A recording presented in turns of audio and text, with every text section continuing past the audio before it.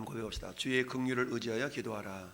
주의 긍휼을 의지하여 기도하라. 네, 주의 긍휼을 의지하여 또는 의지하며 기도하라. 자, 우리 보통 하나님의 속성을 이야기할 때 두 가지를 이야기합니다.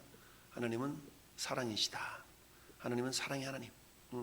그래서 우리는 요한일서 4장에 하나님은 사랑이시다. 요한일서 4장 7절에 하나님은 사랑이시다라고 그랬죠. 그 사랑이 어때요? 우리에게 나타난 바 된 것이 예수 그리스도. 예수님은 나타나신 사랑이고, 그리고 성령님은 어떤 분이에요? 성령님은 사랑이 부어진 사랑. 그래서 보통 사랑의 삼위일체라고도 표현을 하죠. 성부 하나님은 사랑의 본체가 되시고, 성자 예수님은 그 사랑이 우리에게 나타나신 바가 되시고, 성령님은 예수 그리스도께서 십자가의 사랑을 완수하시고 이제 우리에게 또 사랑을 부어주셨는데 그게 성령님이죠. 부어진 사랑. 그래서 로마서 5장 5절, 요한일서 4장 7절 8절 이것에는 성부자, 성자, 성령님의 사랑에 대한 이야기가 쭉 기록이 되어 있습니다. 또한 두 번째 하나님의 속성을 우리는 공의의 하나님이시다라고 하죠. 하나님의 공의. 하나님의 공의 하나님이신데 하나님의 공의가 뭐냐? 하나님의 공의는 생명 주실 자에게 생명 주시고 사망 주실 자에게는 사망으로 역사하시는 것이 하나님의 공의시다. 그럼 어떤 자에게 사망으로 역사하시는가? 죄의 삭은 사망이요 라고 그랬죠. 그러니까 하나님은 죄를 그저 간과하시거나 그저 무시하시거나 그저 내버려 두시거나 이러하지 않으셔요. 죄는 반드시 죄의 책임, 죄책, 죄값을 물으시죠. 사도 바울은 로마서에서 죄의 삭은 사망이요 라고 말씀하고 있습니다. 죄의 삭은 사망이다. 그러나 무조건 죽이시는 것이 아니라 그러나 하나님의 은사는 그리스도 예수 우리 주 안에 있는 생명이니라. 그러니까 우리가 우리 하나님의 공의로우심에 따라서 반드시 죄책을 물으시지만 그러나 그 죄책을 물으시되 또한 하나님의 사랑하심을 인하여서 그 죄를 용서하기를 기뻐하신다. 그런데 하나님은 이를 위해 모든 죄를 짊어지시고 십자가에 죽으셨지만 그러나 십자가의 죽으심의 효력이 이렇게 요요한 그런 사람들은 누구냐? 모든 사람들에게 기회가 있지만 모든 사람들에게 그 십자가의 능력이 그대로 요요한 것은 아니다. 요요한 기회가 주어지지만 모든 사람에게 십자가의 능력의 기회가 주어지지만 모든 사람이 그 기회를 잡는 것은 아니다. 우리가 잘 아는 요한복음 3장 16절 하나님이 세상을 이처럼 사랑하사 독생자를 주셨으니 이는 저를 믿는 자마다 하나님의 사랑하심은 믿는 자마다이지 모든 자들에게 나타나는 건 아니다. 아니 나타난다 할지라도 깨닫지는 못하죠. 모든 자들에게 하나님은 이미 나타나고 있음에도 불구하고 그들이 그 사랑을 깨닫지 못합니다. 하나님의 사랑을 깨닫게 되는 것은 언제? 영접할 때. 하나님의 세상을 이처럼 사랑하사 독생자를 주시니 이는 저를 믿는 자마다 즉 영접하여 예수 그리스도가 나의 모든 죄를 다 짊어지시고 그 죄 문제를 해결하셨구나라는 것을 믿고 그 예수님을 영접하는 자, 믿는 자들에게는 죄 사함의 은혜가 임하게 되죠. 그 죄 사함이라는 것은 어때요? 어떠한 죄, 무슨 죄를 지었다 할지라도 어때요? 모든 죄라고 표현하지 않습니까? 예수님의 보혈의 능력은 모든 죄를 사하시고 모든 죄를 사하셔요. 근데 어때요? 한 번만 사하시는 것이 아니라 영원한 속죄를 이루사. 그래서 예수님의 죄사함의 능력은 모든 죄, 즉 그 어떤 죄도 용서받지 못할 죄가 없다. 근데 간혹 어떤 사람은 나 이런 죄를 많이 지어서 하나님께 못 나가. 그러니까 예수가 필요한 거죠. 내 힘으로 내 능력으로 죄를 사할 수 없지만 여러분 이제 설 명절이 되면 대부분 각 대통령들이 명절 그 사면권을 행사하게 되죠. 대통령의 고유 권한이 사면권입니다. 사면권을 행사해서 이런 죄 저런 죄 지은 사람 가운데 참작이 되는 사람들의 죄를 사하는 일이 있죠. 아무리 사형죄를 지었다 할지라도 대통령의 권한으로 그 생명을 살릴 수 있는 또한 권한도 있는 거 아니겠습니까? 마찬가지로 만군의 하나님이신 여호와 하나님께서 우리 모든 인류의 죄를 위하여서 예수 그리스도를 이 땅에 보내시고 모든 인류의 죄를 십자가에서 담당시키셨죠.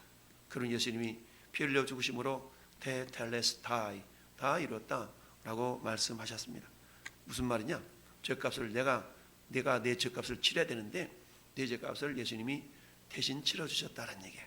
그러니까 내가 지불할 것이 없는 것, 이게 테텔레스타이라는 용어거든요. 다 지불되었다라는 의미가 있는 말씀입니다. 이처럼 하나님은 사랑의 하나님이심과 동시에 공의의 하나님이시다. 내 하나님은 죄를 참아 보지 못하시고 죄값은 반드시 물으시는데, 그런데 죄를 짓는 족족 하나님이 심판하신다 그러면 이 땅에 남아있을 사람이 아무도 없습니다. 모두가 다 사라지죠. 그러면 하나님은 어떤 하나님이시냐? 그 하나님은 기다리시고 기다리시는 하나님이시다라는 얘기입니다. 여러분, 오늘 말씀 보니까 14절에 그렇게 얘기하고 있어요. 여호와께서 이 재앙을 뭐 하셨다가? 가여 두셨다가 우리에게 내리게 하셨다. 하나님은 어때요? 간직해. 재앙을 간직하셨어. 간직하고 이 말은 뭡니까? 회개할 기회를 주시고 달리 말하면 기다리고 이처럼 하나님 오래 참으시는 하나님이셔요. 그러나 오래 참으시지만 무조건 참으시는 하나님은 아니시다. 그들에게 회개할 기회를 주시지만 그 회개할 기회를 놓쳐버린 그 사람들에게는 반드시 하나님께서는 죄값을 모르신다. 이게 하나님의 공의라고 그랬어요.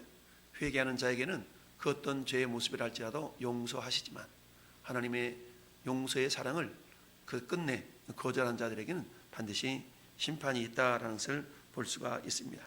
여러분, 우리 어제의 말씀의 제목은 하나님께 기도로 집중하라 라는 말씀의 제목이었어요. 기도로 집중하라. 그럼 오늘은 어떻게 기도할 것인가에 대한 부분이죠. 그러면 오늘은 하나님의 긍휼을 의지하여 기도하라 라는 얘기입니다. 하나님의 긍휼을 의지하여 기도하라. 다니엘은 이 자기 민족의 죄를 마치 자신의 죄인 것처럼 품고 기도하는 것을 보게 됩니다. 16절 말씀에 주여 구하옵나니 주는 주의 공의를 따라 주의 분노를 주의 성 예루살렘 주의 거룩한 산에서 떠나게 하옵소서. 왜 그럴까요? 이제 하나님의 약속하신 대로 70년의 세월이 다 찼기 때문에 하나님은 신실하신 하나님, 약속을 지키신 하나님이란 얘기죠. 그러니까 하나님은 생명 줄 자에게 생명 주시고 사망으로 역사하실 자에게는 사망으로 역사하시는 하나님이시다. 그러니까 이제는 어때요? 다니엘 기도의 내용은 하나님, 이제는 하나님의 징계의 기간이 끝났지 않습니까? 따라서 하나님의 공의를 따라서 이제 회복하여 주소서라고 기도하고 있는 것이죠. 그러면서 그라운적 우리 하나님이여 지금 주의 종의 기도와 간구를 들으시고 주를 위하여 주의 얼굴빛을 주의 황폐한 성소에 비추시옵소서라고 말합니다. 주의 얼굴빛을 주의 황폐한 성소에 비추소서. 그런데 다니엘의 기도의 내용은 뭡니까? 하나님의 명예, 하나님의 영광을 위하는 기도지요. 주를 위하여 무슨 말씀입니까? 야, 니네 하나님은 기껏 데려다가 구원해놓고 다 죽이는 하나님이냐? 이렇게 이방인들이 생각할 터인데, 그런데 우리 하나님은 그럼에도 불구하고 다시 회복시키시는 하나님이신 것을 나타내시기 위하여서 주를 위하여 주의 명예를 생각하고 있다라는 얘기죠. 주를 위하여 뿐만 아니라 19절 말씀에도 주여 들으소서, 주여 용서하소서, 주여 귀를 기울이시고 행하소서, 지체하지 마옵소서. 나의 하나님이여 주는 주 자신을 위하여 하시옵소서.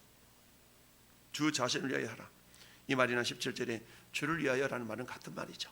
그러니까 지금 다니엘은 이스라엘의 회복을 위하여 기도하고 있지만, 그러나 기도의 목적이 단지 이스라엘 백성들만 위한 것이 아니라 하나님의 명예를 생각하고 있다라는 얘기입니다. 아버지, 그래도 아버지가 어떤 분이신데 그럼 아버지 명예가 어떻게 되겠어요? 아버지 명예를 위해서라도 이렇게 해주셔야 되는 거 아니에요? 라고 자식들이 아버지를 위하여 이렇게 호소하는 것처럼 다니엘도 지금 그렇게 기도하고 있는 겁니다.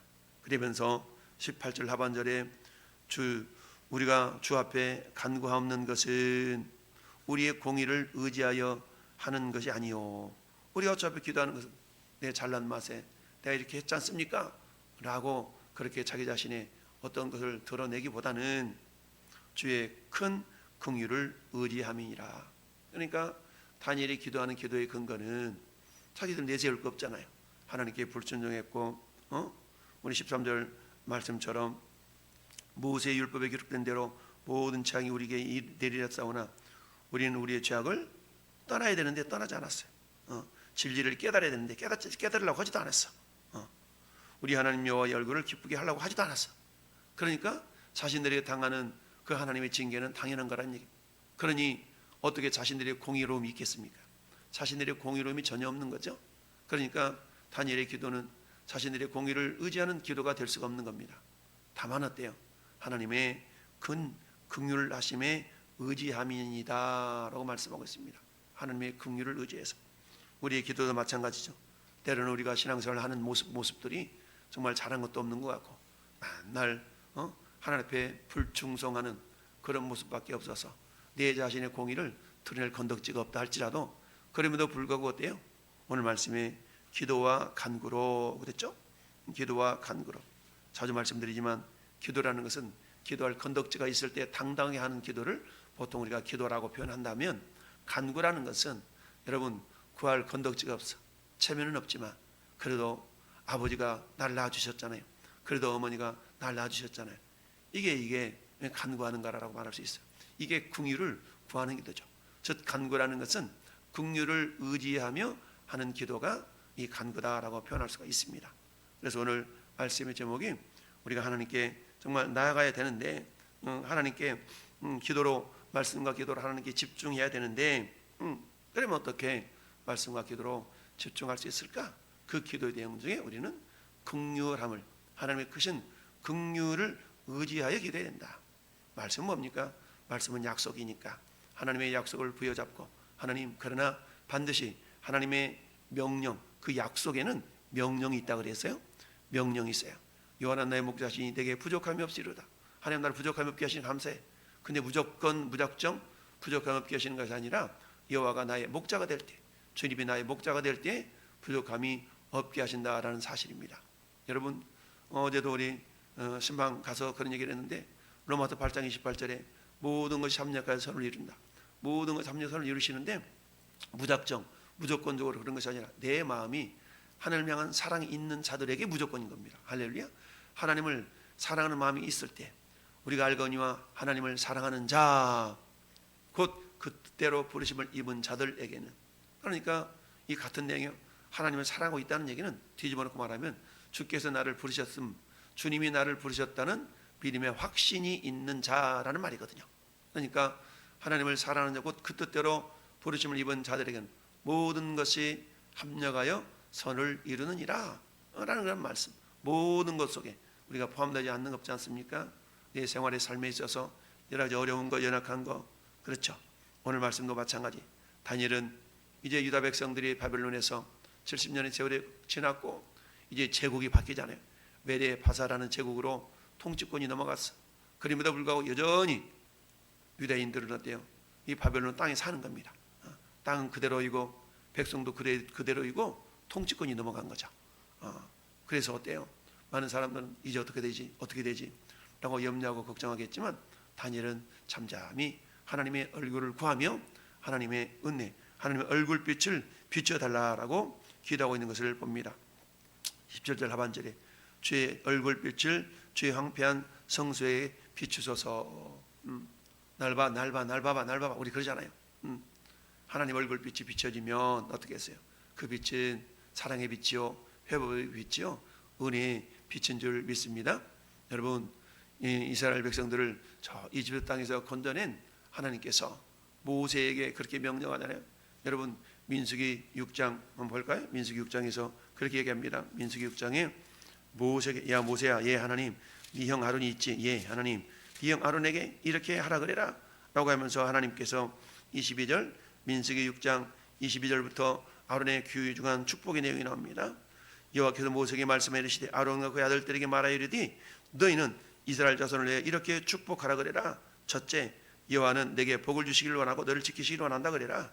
둘째, 여호와는 그의 얼굴을 내게 비추사 은혜 베푸시기를 원한다 그래라. 셋째, 여호와는 그 얼굴을 내게로 향하여 드사 평강 주시기를 원하노라 한다 그래라. 그러면 내가 그들에게 복을 주겠다. 할렐루야 라고 말씀하고 있지 않습니까?